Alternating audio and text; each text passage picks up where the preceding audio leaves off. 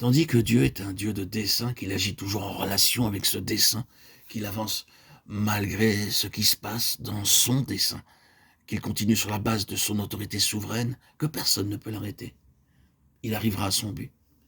C'est la raison pour laquelle il nous a donné le livre de l'Apocalypse. Avant de parvenir au but, il nous a montré ce qui se passerait. Son dessein doit être réalisé. Cependant, il est fidèle à cet haut principe. Il garde toujours l'homme dans une place de responsabilité.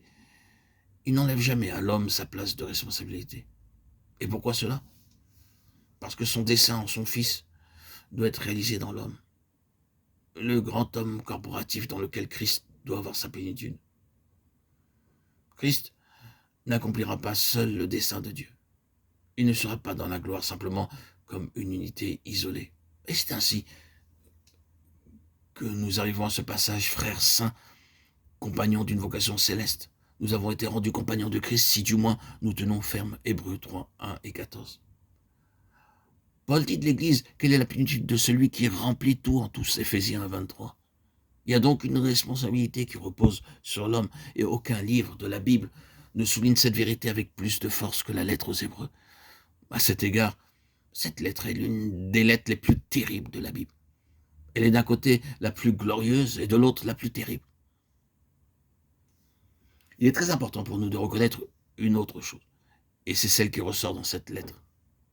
Ce sera en vérité la chose qui gouvernera toute notre méditation, tout au long de ces audios que je vais vous proposer.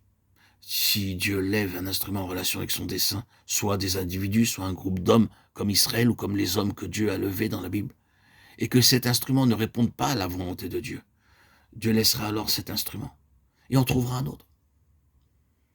Il en appellera d'autres à prendre sa place. Et nous voyons le plus grand exemple de cela en Israël.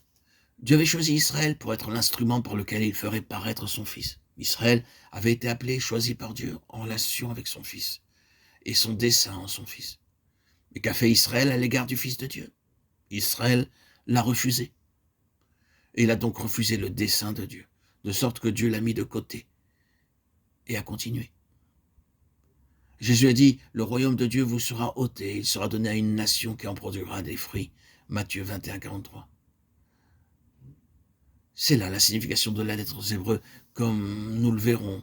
Personne ne peut dire maintenant au sujet d'Israël, ils sont les compagnons de Christ. Israël a été un jour le compagnon de Dieu, mais le compagnon de Dieu a été infidèle à Dieu.